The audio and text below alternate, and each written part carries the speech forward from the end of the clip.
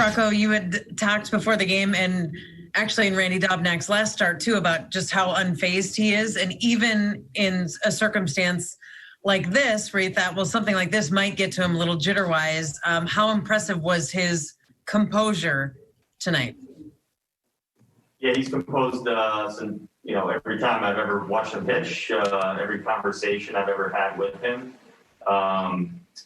I don't know what's going on inside his head or in his body or anything like that, but he's a pretty smooth, cool customer, pretty much regardless of what he's doing. He just continues to pitch really well. We keep saying that every time he goes out there, and then he goes out there and does it again. So he won up himself tonight, and he looked great. Lavelle?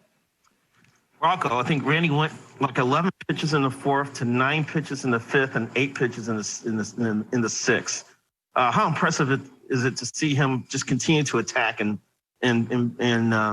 make those guys put the ball in play? Yeah, he has the kind of stuff where he can pitch in the zone, and we have there are a lot of really good pitchers out there that they can find ways to pitch out of the zone. They get a lot of swings and misses, but Randy has the opportunity every time he takes the mound to pitch with that sinker and that slider and that changeup in the zone, get swings and misses, but also get some quick outs too. And when he does that, it definitely relieves a burden on our entire group. Those quick innings are really helpful, and they're really helpful to our pitching staff as a whole too. So every time you can go out there and get through 3 innings and only throw about 30 pitches or whatever it was, you start looking up, and as he's kind of cutting those innings down, that's one less inning our bullpen has to throw. So it was a very it was beyond a productive performance for him tonight. It was pretty cool to watch. Betsy? Rocco, were you guys pretty confident there in the dugout that the ball that Marwin hit would be called fair?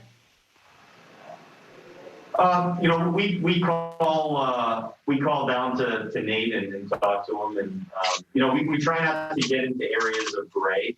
We talk about challenging or not challenging, and we got the call to challenge the play, and I think there was probably a fairly lengthy discussion about just placing the runners I'm guessing on the headset, and we were glad to be able to get that challenge. I do think that we're going to see fewer challenges, calls overturned this year, just with sometimes the lack of angles or cameras or just the different setups that we're dealing with right now.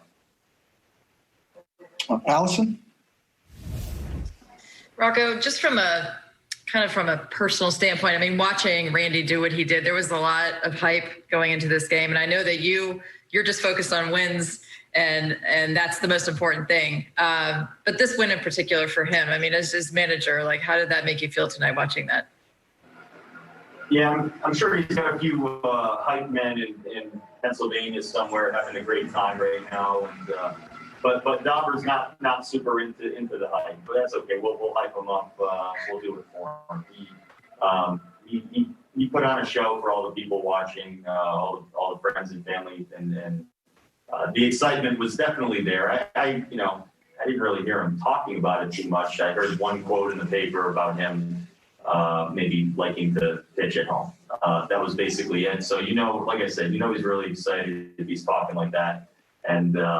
It was just it's a fun night. It's the way you hope it plays out for a guy on your team in a big moment in the place where he really wants to be.